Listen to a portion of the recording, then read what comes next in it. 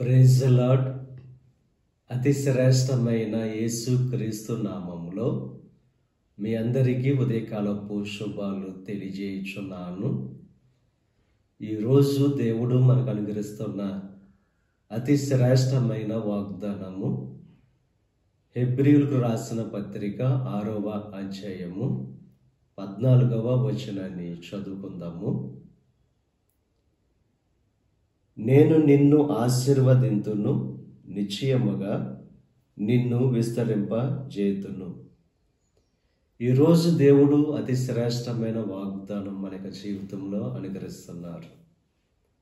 దేవుడు మిమ్మల్ని ఆశీర్వదిస్తానంటున్నాడు, నిశ్చయముగా మిమ్మల్ని విస్తరింపజేస్తానని చెప్పి వాగ్దానం చేస్తున్నారు.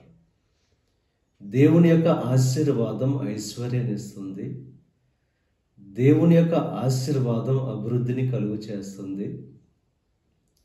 దేవుని ఆశీర్వాదం మన జీవితాన్ని ఫలభరితమైన జీవితంగా చేస్తుంది. అంతేకాదు, దేవుని యొక్క ఆశీర్వాదం మనల్ని విస్తరింపచేస్తుంది. అబ్రహాము దేవుని యొక్క మాటకు లోబడి విధేయత చూపి దేవుని మాట మీద విశ్వాసం ఉంచాడు. దేవుడు అబ్రహామును ఆశీర్వదించాడు, విస్తరింపచేశాడు.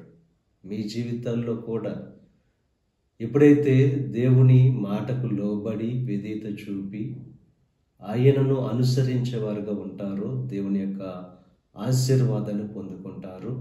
ఆ ఆశీర్వాదం మిమ్మల్ని విస్తరింపచేస్తుంది. కనుక దేవుని యొక్క మాటకు లోబడి ఆయనను వెంబడించేవారుగా, ఆయనకు విధేయులుగా జీవిస్తూ దేవుని యొక్క ఆశీర్వాదం పొందుకొని ఫలభరితమైన జీవితముగా మీ జీవితాన్ని చేసుకోవలసిందిగా ప్రభు పేరట మిమ్మల్ని కోరుతున్నాను. దేవుడు మిమ్మల్ని ఆశీర్వదించి మిమ్మల్ని విస్తరింపజేయునుగాక. ఆమేన్. ప్రార్థన చేసుకుందాం. పరిశుద్ధుడా, మహోన్నతుడా, కృప కలిగిన దేవ, ఈ ఉదయకాల సమయంలో అనుగ్రహించిన అతి శ్రేష్టమైన వాగ్దానాన్ని బట్టి నీకు స్తుతులు చెల్లిస్తున్నాం దేవా. ఇక వాగ్దానం ప్రతి ఒక్కరి జీవితంలో నెరవేర్చండి, వారిని ఆశీర్వదించండి, విస్తరింపచేయండి.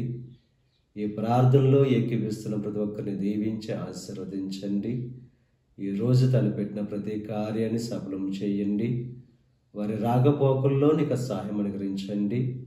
ఈ దిన ఆశీర్వాదాలు ప్రతి ఒక్కరి మీద మెండుగా కురమరింపచేసి నీ దీవులతో నింపి నడిపించమని యేసుక్రీస్తు నామం పేరట వేడుకొనుచున్నాం తండ్రి. ఆమేన్.